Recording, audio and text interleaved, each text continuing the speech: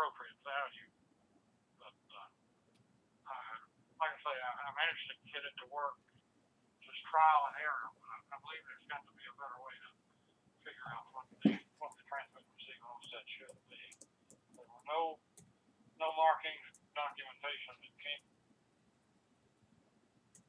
I bought a package deal. It's about two of them. All I got were two duplex spots and antennas. I think, yeah.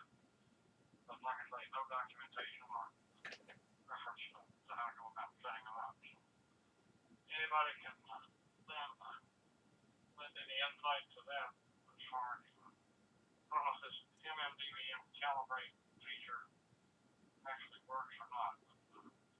I'd be interested to find out. All right, Michael, thanks for that. Yeah, a lot of good stuff in your comments. Appreciate it. So, like you, we've got the VI7 JTA spots as well. The initial RX, I'll see what others have to say about this too, but setting up the receive and transmit offset and minimizing the BER wasn't so difficult here, but I would like to do something with MMDVM Cal as well. What I tried to do, sort of from a grassroots, non-technical perspective, not having a spectrum analyzer, was use my RTL SDR, or an SDR sharp, and just try to sort of match up where my radio was transmitting versus where the hotspot was transmitting, or where my radio was receiving, my hotspot was transmitting, to see the difference there. And it was turned out to be more qualitative than I wanted. I have looked into using DVM Cal a little bit, and I think K2COP, if he's on here tonight, has looked into that as well.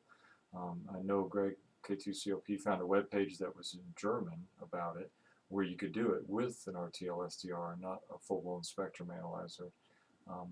So I'm also interested in the answer to your question. Is that a tool we can use, and how do we use it to adjust these offsets? Now, the bigger issue for me with the VI7 JTA board, and it's not unrelated, is this idea of it not keying up every time. Every time you key the radio, not bringing up the hotspot and activating it. And so we've tried, tons of things. I'm sure folks have had these problems or heard these discussions, and was wondering also if it has to do with a mismatch between the radio transmit and the receive of the hotspot, setting the RX offset, not just minimizing BER, but getting a close enough match. There was other discussion on Facebook recently about the way the radio, a lot of us are using the Anytone 868, the way it queries the repeater, the number of bursts it sends to open up a repeater. Yes, there's a lot of moving parts there, but I do think one area for potential exploration is calibrating more precisely the receive and transmit offsets, specifically receive offset using an MDVM Cal. And so I have the exact same questions you do, Michael, and I don't know the answers to them, but I would like to figure out how to do that. So let me just throw it out there. Anybody listening have any thoughts on, have you used MMDVM Cal?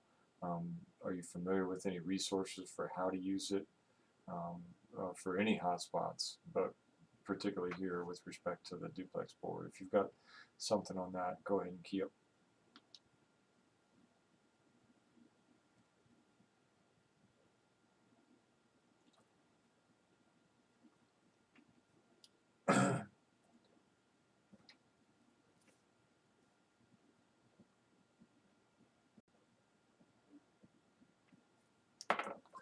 All right, nothing heard. Michael, let me throw it back to you real quick then. Have you found any resources on using MMDVM Cal in general, like even with the spectrum analyzer, or what have you learned about it, I guess I'd say at this point? Go ahead. Okay,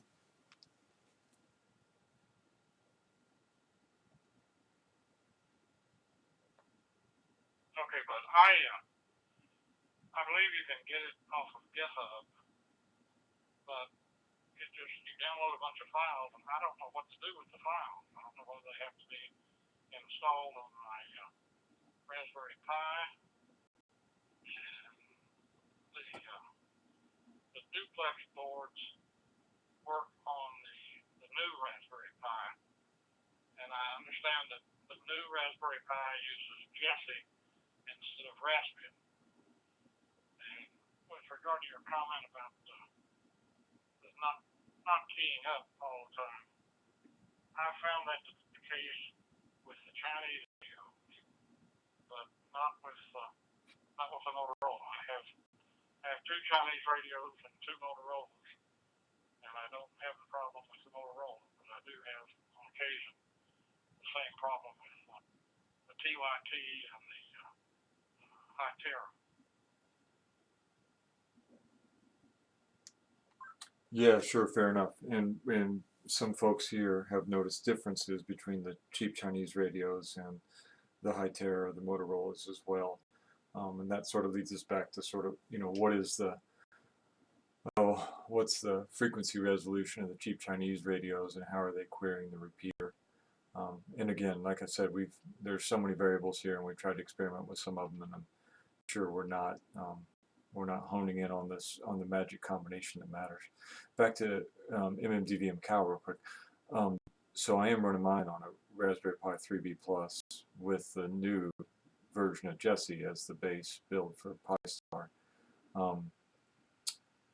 And I think MMDVM Cal may be built in there. I think you can run it from within the secure shell or the command line, if you will, in Pi-Star even.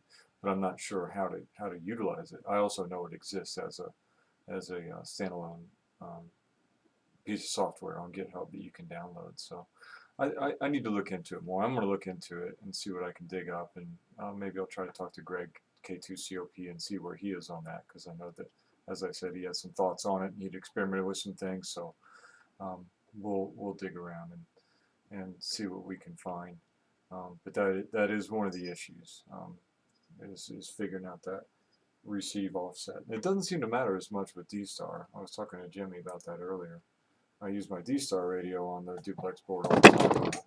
The BER is 0 and it's dialed regardless of how I set RX offset. So there's something different there. But I also think it's in the way the radio is trying to query the repeater. So.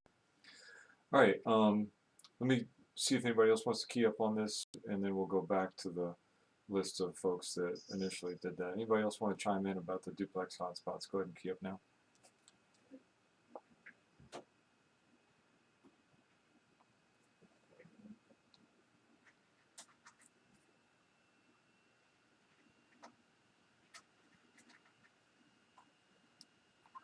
Michael, I saw you jump in there again. Let me get you real quick, and then I did see Greg K2COP. So, Michael, did you want to follow up? Go ahead.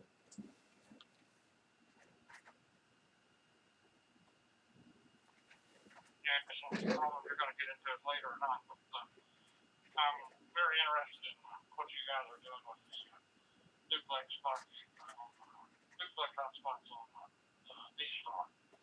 I have a jumbo spot that runs my D-Star, but I'm really interested in what I can do with the duplex hotspots. So go ahead and pass it over to K2COP. All right, thanks, Michael. Yeah, let's talk about that. We'll get Jim on here to talk about that in a sec too with me, because we've discovered a couple cool things we can do with them on D-Star. So let me go back to the initial clicks there and see. We'll get to you in a second, Greg K2COP. So Brian W1CAT jump in there. Brian, did you have a comment about the duplex hotspots? Go ahead.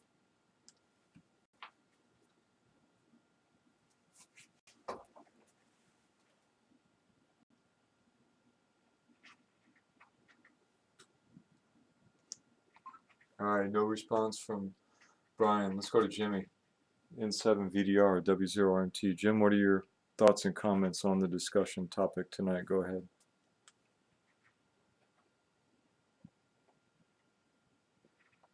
Hi, good evening, Bud and Ferdinand. N7 VDR here in Fort Collins. I'm aggravated with the dual spot board. I really love it and I hate it at the same time. When I put the paperwork that it came with set it at -300 for the TX and the VRX. So I'm like, okay, that's all good. So I did that. And then before I really got to play with it or anything, I over to a friend of mine's house, which lives a couple blocks away. He's an ex-Motorola tech. He's got a service monitor in his house. And with the Pi-Star software set at -300 TX and RF, he said it was about 1 hertz off. So it was reading 301 when my thing was set at 300. So if you changed it to 302, it would be further off than it would at 301. But at any rate, it was really close, about as close as you're getting out of the box like that. So the bit error rate has never been an issue for me. It's always been good. Set it to 300. Problems that I had with this board is there's more and words from Anytone is the not being able to access the machine. It repeater not found. And you got to do the key up 3 or 4 times, and then finally it'll catch. And once it does catch, you'll talk and you can see it with your. I've got an XDN display on mine, so I can tell when it's working. That's the only way you can use it because it's basically unreliable. So unreliable that you can't just run it headless and out in a mobile or something. It's just not reliable enough. You got to be looking at it in the shack. But at any rate, I'll key up, just talking, and then unkey, and then hear nothing. And I'm like, what the heck? And then I'll key up again, and then I come to find out the transmitter's locked. It transmits, so it's not receiving anything. That's the second problem. The third problem is sometimes when you key up, it lights up both time slots at the same time. This is all with the Anytone radio. And I'm going to say that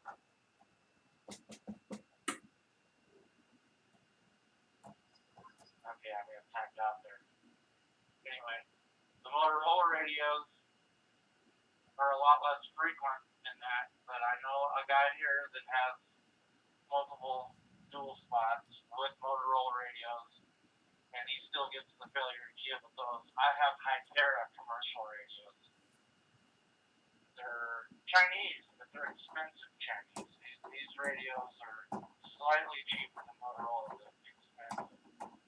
And for the most part, it works way better, but it still happens. So that new software that you're all talking about, I haven't heard of yet, and that sounds similar to what the OpenSpot has built into its firmware, the calibration mode, to where you key up for like 2 minutes and talk while it's in calibration mode, and then it tells you which ER selection to pick, and boom, good to go. Anyway, that's what I got to add on that subject. Thanks for letting me in there, bud. Yeah, 7 ER. Okay, Jim, thanks for that. Yeah, you've summed up a lot of the things that I know we've talked about over the past few months. A lot of it has to do with the failure to key up, especially with the Anytone.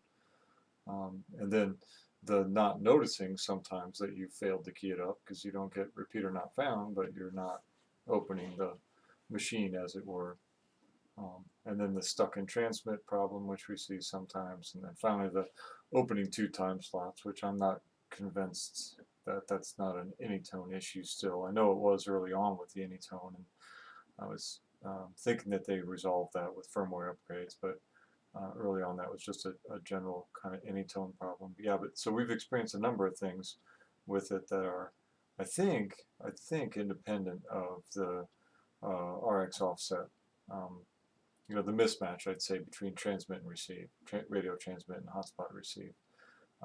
But we've talked about this a lot, and the other thing I know that I think maybe Greg will jump in there and add is I think that behavior changes for the hotspot as it gets used. So as it's on for a while and as you're using it, then some of these behaviors kind of change. But with that, let's go over to Greg, K2COP. Greg, good evening. Thanks for joining us. And go ahead and jump in with your comments and thoughts about the duplex board. Over.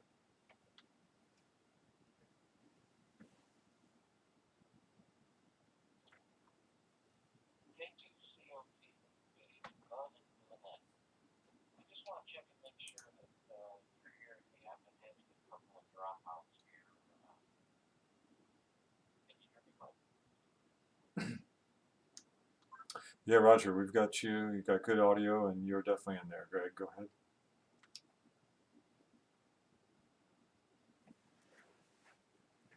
All right.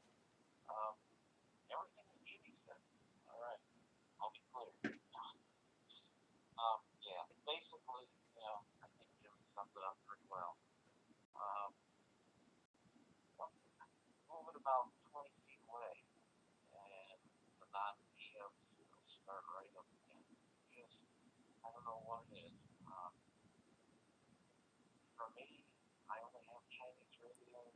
I don't think that it looks one any different than the other.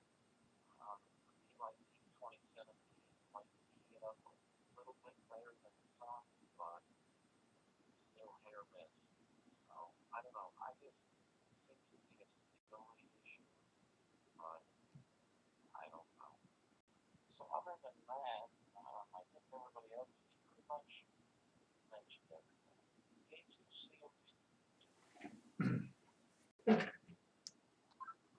Okay, thanks, Greg. Yeah, that sums it up. You know, the keying out the lockups, um, and we're kind of unsure what to do with that going forward. Um, I guess the other thing I can add is, you know, we've been sort of, when we communicated this to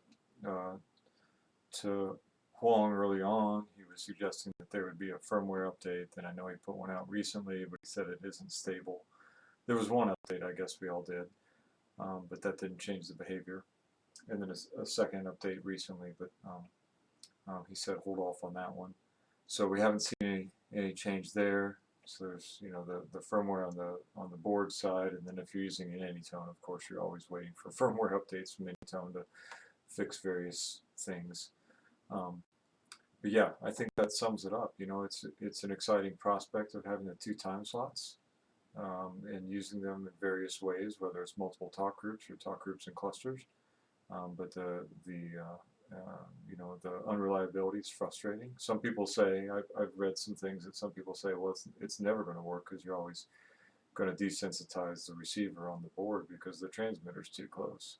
And I'm not an RF engineer, so I don't know about that. But you know, one of the things we've experimented with, and you might be able to see it on my desk. I don't know if you can see it in the video. Is I've got a bunch of us have external antennas connected to it with 10-foot cables, so transmit and receive are pretty far away from each other. Obviously, that doesn't change where the RF modules are on the board, but we've moved the radiating entity quite a ways away from the board. So I don't know. There's a lot of mysteries, a lot of possibilities, but in the meantime, you know, we continue to experiment, and that's a lot of fun. Before we get into Michael's question about D-Star, which I want to talk about, and the affordances of using a duplex hotspot on D-Star, I just want to make sure we're not missing anybody. So if anybody wants to chime in, or anybody that's already said anything has anything further to add about the duplex spots, go ahead and key up and we'll get back to you. W0RMT.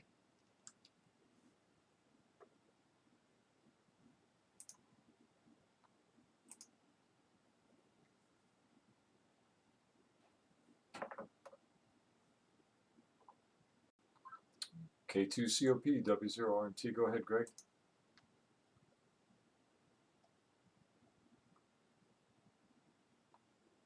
All right, I was just making a couple notes here. One of the things was, as far as the frequencies for goes, I changed my cookbook yesterday, and I set it up for like 420 or 49, I think. You can't get a much larger split, and did not seem to make any difference. The other thing was the 1.3.6 firmware VI7 board posted on the blog, and yesterday instructions on how to update to it, so I did do that. Didn't seem to change anything whatsoever. And lastly, for now, I was kind of curious which board like was running, if it was VI7 or just a bunch of flex boards on eBay.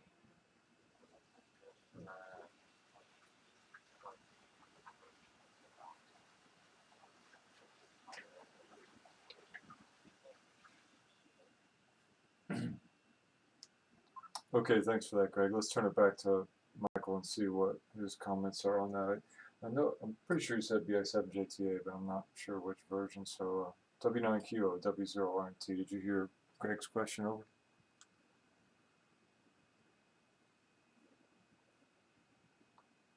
Yeah, but I did. Let me get my magnifying glass out here. It is the BI7JTA board. And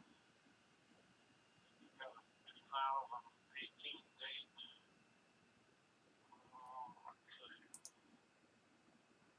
Hang on, let me unkey just a second. I'll be right back.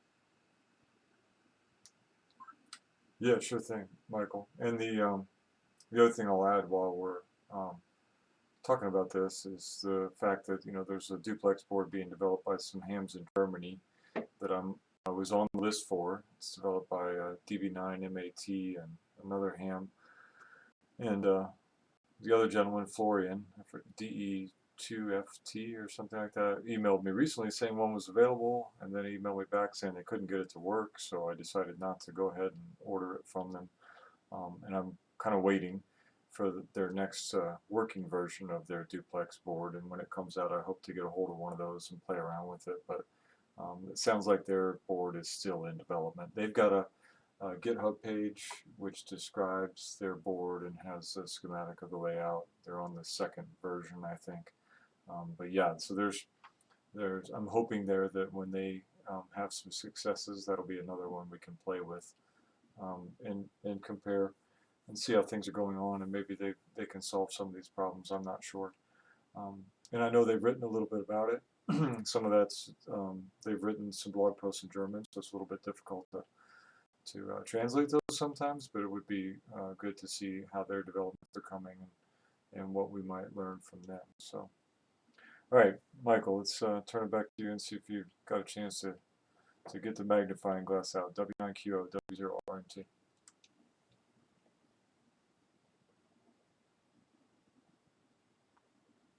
Okay, bud. And I believe Greg was the name. It's the BI7JTA, and it's version 1.0. Go ahead.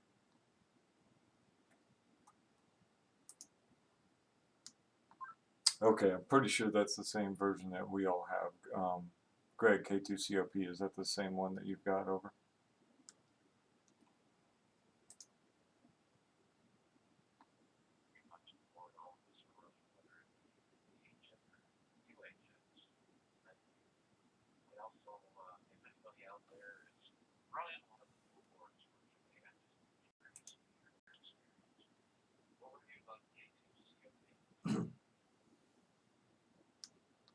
Okay, thanks, Greg. Yeah, that's a good call out for some other people. If anybody's listening and you have a different duplex board besides the one we're talking about, all of us have been talking about the one from BI7JTA. If you're experimenting with one of them that you can find on eBay or something else, it'd be great if you could key up and let us know about your experiences. So if you got that, or if you have any other comments on the duplex spots, key up now and I'll get you on the list. W0RMT.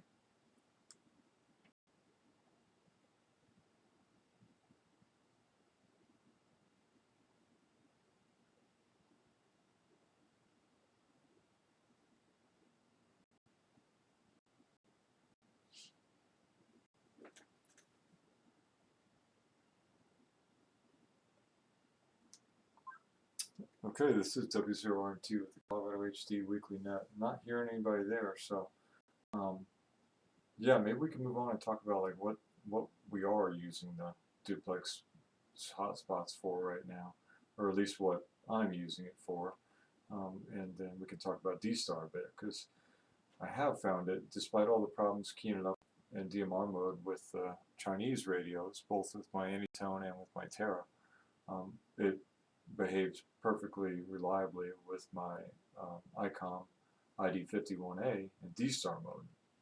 So I've I hate to use the term relegated, but I've assigned the duplex board to D-Star use solely right now. So that brings up the question, like, well, what good is it having a duplex board on D-Star if you're not leveraging 2 time slots? And so we've done some experimenting with this, Gemmy and 7VDR, Aaron, N0WAR, and myself have all set up all of our duplex spots on D-Star and see what we can do. And one of the things we found is that since they are repeaters now instead of simplex nodes, that one can connect directly to someone else's hotspot. So it's, I guess, akin to making your own local cluster. For example, Jim could connect directly to my hotspot, W0RMTB, so could Aaron, and we would sort of have our own local repeater that was internet connected as a sort of a private cluster. So that's sort of the one thing we found that we can do with those. Yeah, but besides that, I mean, like I said, it operates reliably, 0 BER with the ICOM radio, and so I pretty much keep mine on D-Star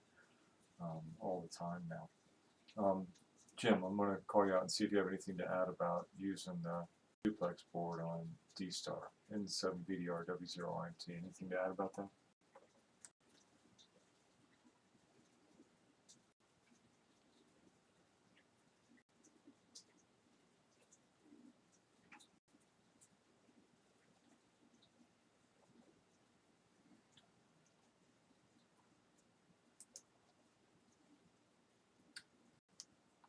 All right, nothing heard. Maybe Jimmy stepped out. Any other questions or comments about other digital modes on these hotspots? We don't have to limit it to just D-Star and DMR. Those are the only ones I use on them. But any questions about using D-Star on the VI7JTA board or other digital modes? Any comments? Go ahead and key up.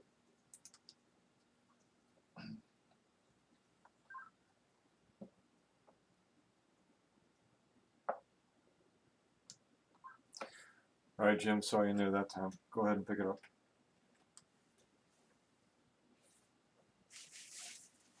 Yeah, I didn't hear you tell me I was with my brother-in-law, and I missed what was the question. We were talking about using the duplex hotspots on D-Star. Michael had asked a question about what we discovered about using them there, and I made the comment about how we discovered you can directly connect to somebody's duplex D-Star hotspot because it sees it as a repeater, and we could sort of set up a mini D-Star constellation or cluster, if you will, where multiple users would connect to one guy's duplex D-Star hotspot. But I just wanted to let you jump in there and see if you had anything to add to that, or what you've discovered, if anything, with using your duplex board on D-Star. Go ahead. Well,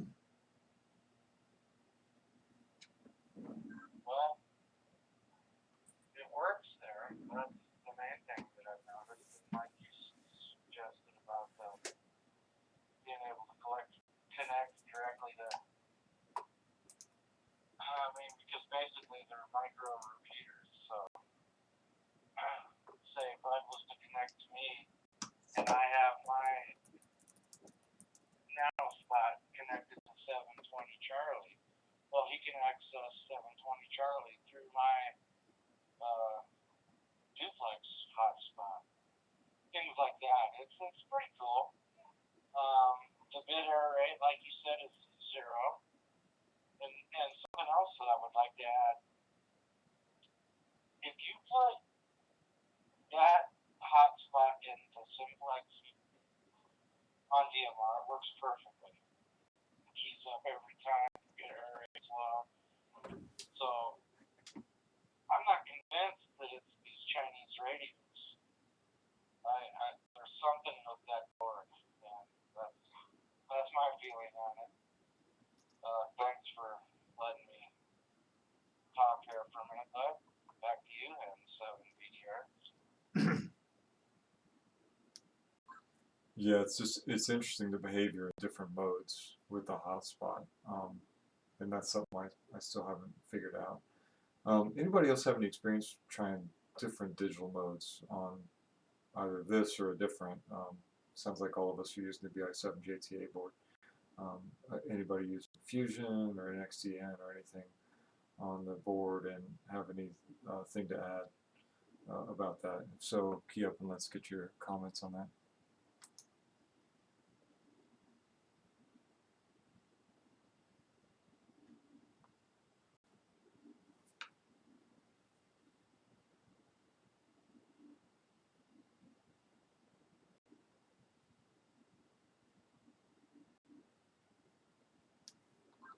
All right, N0WAR. Aaron, glad you could join us this evening. Aaron, do you want to jump in and make any comments on the duplex hotspot on using the BI7JTA board in either DMR or D-Star? I don't know how much you've been listening to our conversation thus far, but anything to add about using that? Go ahead.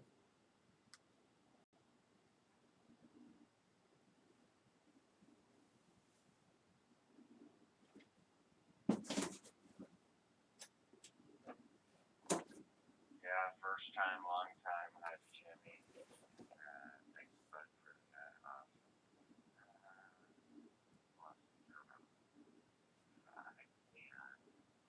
Actually, maybe 15. I just wanted to add, yeah, I'm watching APRS out at Pi right now. Wow, there's an aeronautical mobile. It just flew right over the page. Out along looks like it landed already, but it came and flew all over Lapland. And its APRS trail is all over the place. Fred, real quick, yeah, I just wanted to say, yeah, Jimmy and I were running around yesterday, and yeah, I was wondering why my APRS wouldn't from my hotspot, little spot, whatever, not showing up on APRS, it suddenly was, so I just throw that out there. Yeah, everybody else seems to show up. I changed my info and saved it, and all of a sudden it's showing up. Jim said it had something to do with something they're updating their system with, so I think it's interesting. Yeah. It's from here in N0WAR. All right, Aaron, thanks for that. That's maybe a good segue into the next part of the note. We do Q&A. I just pulled up for my duplex spot the configuration page, and obviously I have the latitude and longitude set and all that stuff. And then I have the APRS host server set, so you might check, although I'm sure you probably have, so make sure that didn't get reset or something, that you do have an APRS host server selected in configuration so that Pi-Star can send that information to the APRS server, and then it'll show up. Like my D-Star hotspot is W0RMTB, and that'll show up at my house, and then my current DMR hotspot should be showing up as W0RMT-1. Let me look on APRS.fi. Yep. Now I got my weather station, it's just W0RMT. But yeah, I would check and make sure the APRS server is selected in the Pi-Star config. And then beyond that, it might take a little more digging, but that's a Pi-Star specific setting that rolled out with one of those updates. Pretty cool. If you have multiple DMR hotspots, then you have to do multiple SSIDs for the hotspot name, and that gets a little weird with Brandmeister. And that's something we can talk about before. I realize if you start to change that, you change some of your abilities to deal with hotspot config in the Brandmeister dashboards, which is kind of funny. But yeah, I like the APRS capabilities of Pi-Star now. I think it's pretty cool. So, hey, let's do the second part of the net. Let's jump in. If anybody has any question about anything, it doesn't have to be duplex hotspots, but it's like APRS related stuff or hotspots, but anything that's on your mind, you want to ask a question about, see what people are working with, go ahead and key up now, and then I'll come around to you and we'll do our kind of Q&A round.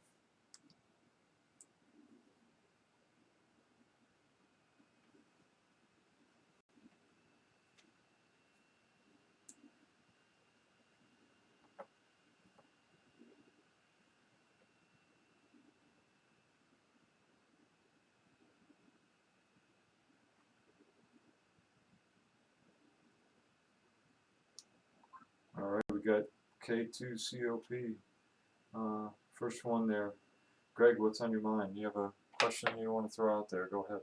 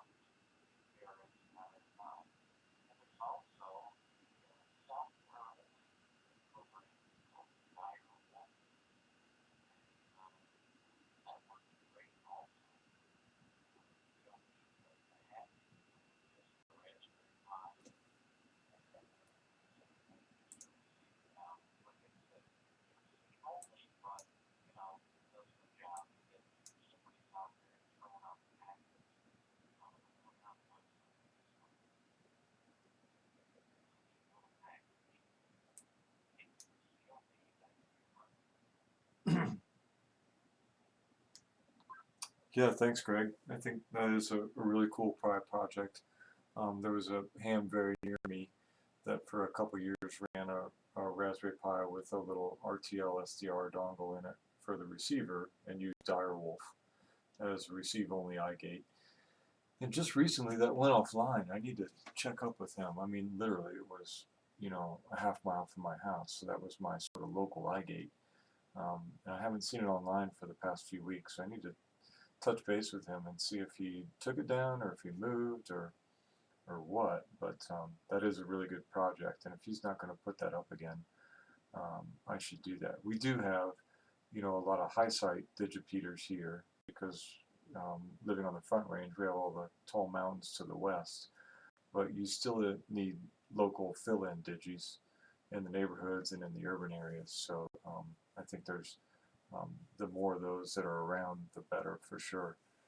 Would be really cool. And so if he's not going to get that one back up again, or if he's moved on, then maybe I'll do that with one of my Pis. So thanks for bringing that up. That is a neat project. And if you just Google APRS receive only iGate and Direwolf, Delta India Romeo Echo Direwolf, you'll find some blog posts on that. But pretty cool stuff. So thanks for chiming in on that, Greg. All right, anybody else have any questions or comments about anything at all they'd like to talk about? If so, go ahead and key up now and we'll get you on the list.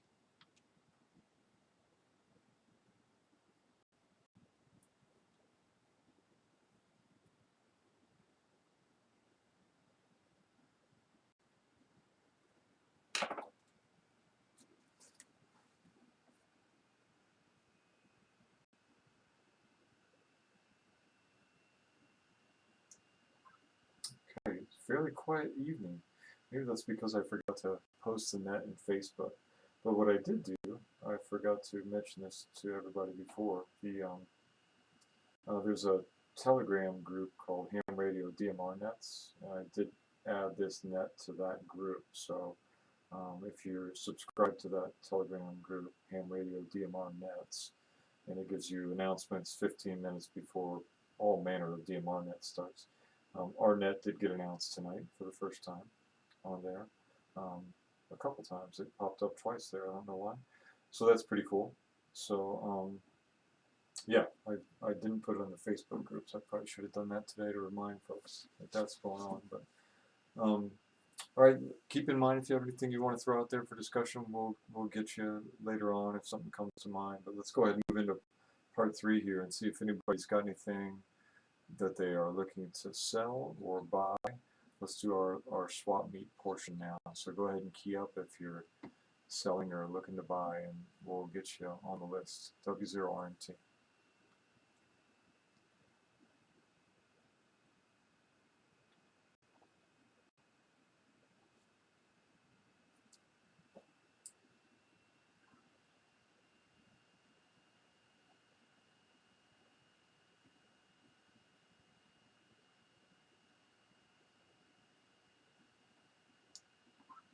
All right, we had a couple takers there.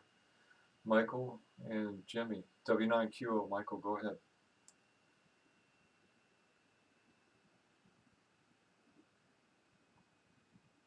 Okay, yeah, I still have a Belcraft KX3 factory built. All of the options were available at the time.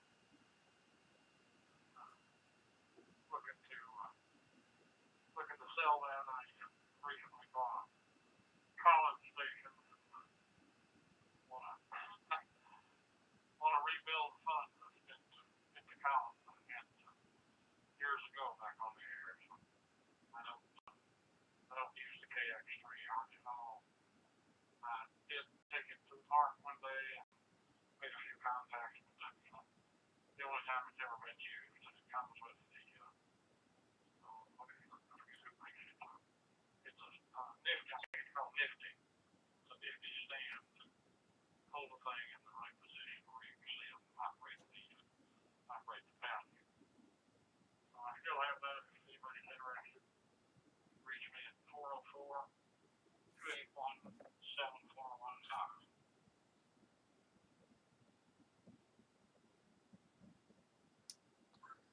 Okay, thanks, Michael. We got you down there for the KX3. That's a sweet rig. Wish I could had the disposable income to buy that, and I would probably do it. I've always lusted after the Elecraft gear. I had a K1 years ago, and that thing was a lovely little CW transceiver. I really enjoyed it. But yeah, if you're interested in the KX3, contact Michael 404-281-7415.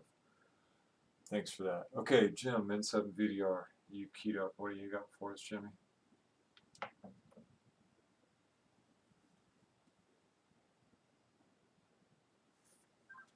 this is N7 BDR here again. This is actually for a friend of mine. I got a kind of a mind-blowing email from him yesterday, and I'm trying to find it, but I can do most of this from memory except for his email address, which I'm pretty sure is good on QRZ. But anyway, this guy has fell onto some hard times, and he's so his dual spot, the BI7JTA board on a Raspberry Pi 3B Plus. One of the metal cases, like you've probably seen on Bud's page, is completely assembled now. I believe it has an XDN screen too. And his call sign is November 9 Kilo Romeo Golf. N9 KRG. He's in Wisconsin. And yeah, shoot him an email. He said just make him a reasonable offer. But he needs to sell this pretty quick to pay some car insurance or something. So I'll throw that out there, and that's all I've got.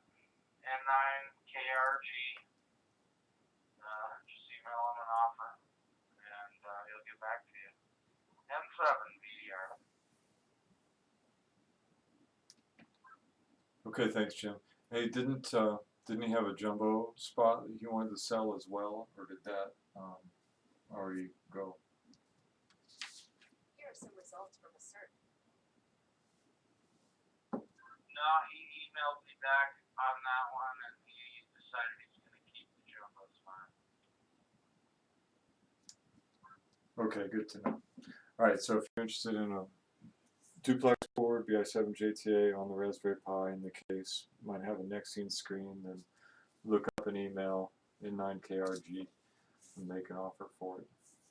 Thanks for relaying that, Jim. Anybody else got anything to buy or sell? Go ahead and key up.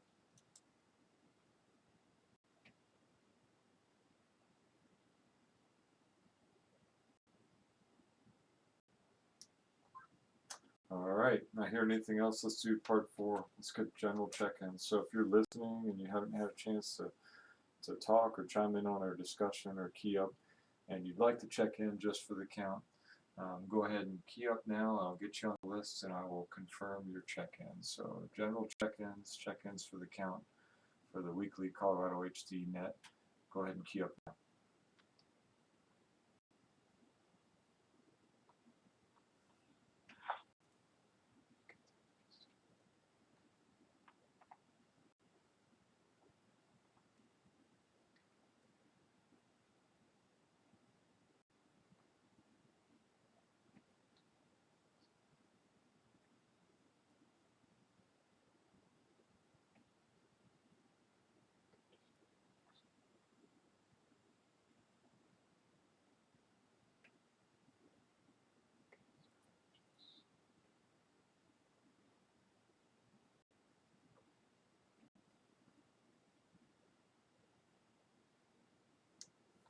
Okay, great. Pulling them out of the woodwork there. Thanks for checking in. I've got VK2PSW, K1BAA, N7EAL, KG0AX, and KE0FHS. Anyone else want to check in for the count for the weekly Colorado HD Net? Then key up now, and I'll get you on the list.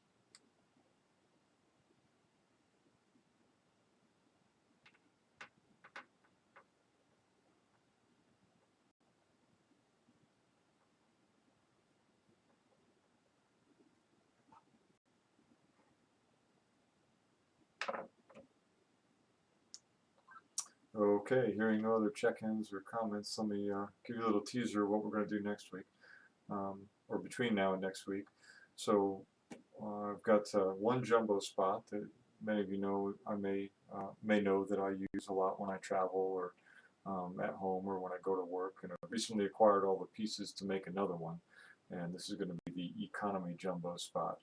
I was able to purchase the jumbo board, the little case, a couple of 2x5 headers, and the antenna and standoffs and everything for $45 off eBay.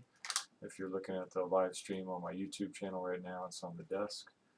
Picked up a Raspberry Pi Zero W for 10 bucks, so I got 55 bucks there, plus an SD card. I got a pack of 5 SD cards for 25 bucks, about 5 bucks for that.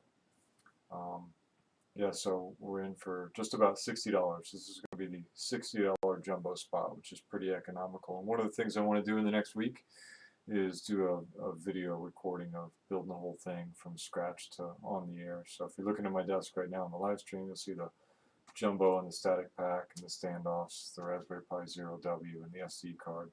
I'm going to do a video recording and write a little blog post about taking this pile of simple things, putting it together and getting it on the air with a jumbo spot for $60. About as economical as you can get. So you might look for that in the next week. I'll once I get that together, I'll post it in the article section on w0dmr.net, our website for the group, the NoCo DMR website. And then I may try to live stream it as well. We'll see. But have a look out for that, and then we can talk about it next week or entertain any questions. But that's a pretty economical way to get on the air with a pretty reliable set of hardware right now. So yeah, you might look for that in the next week. Let me drop it real quick.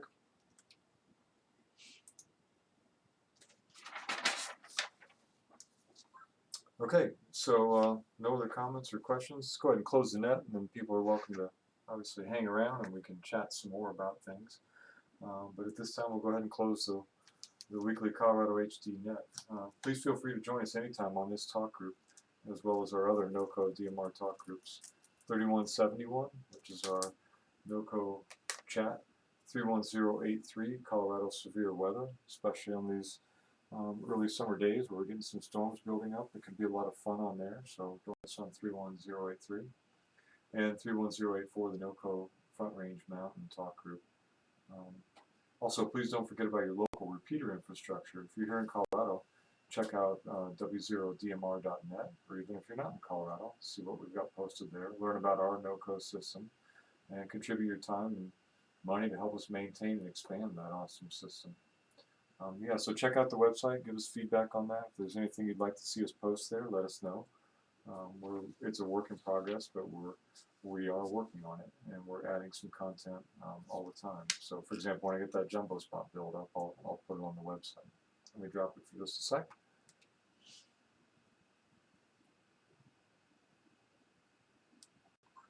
Okay, so it looks like we had 12 check-ins tonight. Not a lot compared to last week, but that's all right. I forgot to advertise it on Facebook, so that could be a little bit of the difference. I want to thank everybody for checking in and participating. Please join us next week.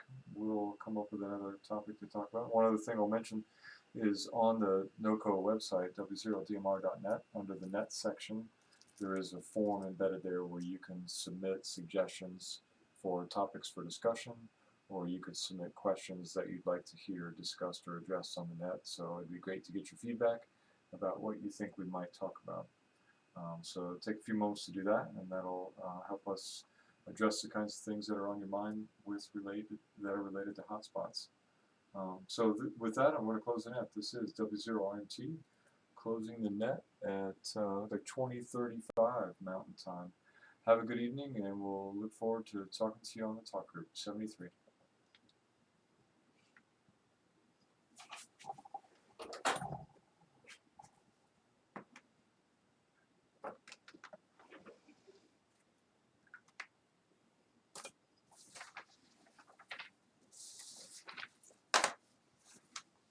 I've seen somebody out there that I want to talk to.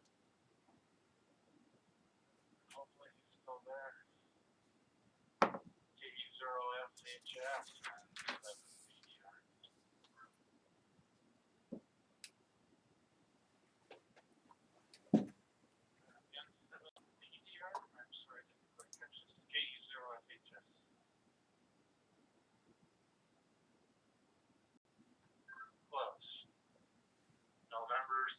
Victor Delta Romeo. Name's Jimmy. Fort Collins. Read your article on the D74A. Nice article. Thanks a lot. I really love that radio.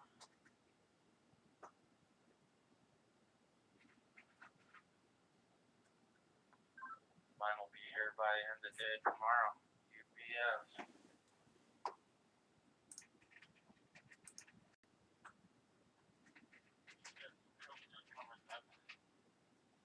I only have, you probably saw that in the article, I only have one hesitation, which is, I can't use the DRATs, which I'm in part of DCARES, Boulder County CARES, and they use DRATs and I can't participate, but other than that, it's a great radio.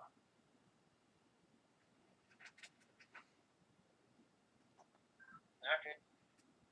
That's cool. Yeah, Bud's gonna be getting one too. Hopefully his will be here tomorrow as well. Yeah, I'm sure we'll be hitting you up for pointers.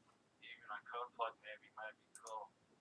I've got, well, Bud showed the hotspot that he's got. He's gonna do a YouTube video on the build, but he's got one sitting there for me too that I'm gonna dedicate to my mobile straight for G-Star and that radio. I do have, I haven't been into G-Star all that long, about a month maybe. I've got a second one under Nikon. And Bud's taught me quite a bit about it, so I'm sure it'll be similar. And it's been a long time since I've had any Kenwood gear. So I've watched hundreds of YouTube videos, and it looks like a pretty awesome rig.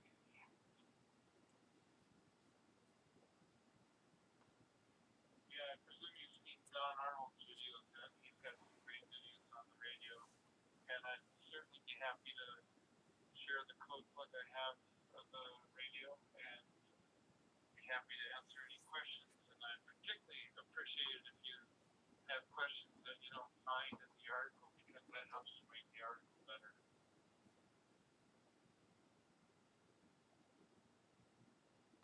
Oh yeah. And I'm sure Bud will be talking to you too.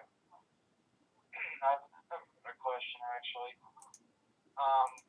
Can you from GPS pull analog repeaters up onto the radio from the DR mode?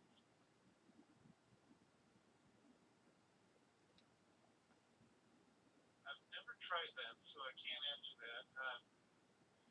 The guy, Don Arnold, is the guy to ask about something like that, because he literally has been working with this radio since it was, before it was released, and he just tests every single feature of it. So I would jump on his YouTube channel and post a question on one of his videos. He is the most helpful guy. He's also on, if you do Facebook, I don't do Facebook, but he's on Facebook, he's on Yahoo, and he's just a wonderful guy. So shoot the question at him, and then I'd be curious to hear the answer to KE0FHS. Okay, well I do Facebook reluctantly. I did Facebook a while ago, and it ended up being way more drama than I liked. So I deleted that account, and I don't, it's maybe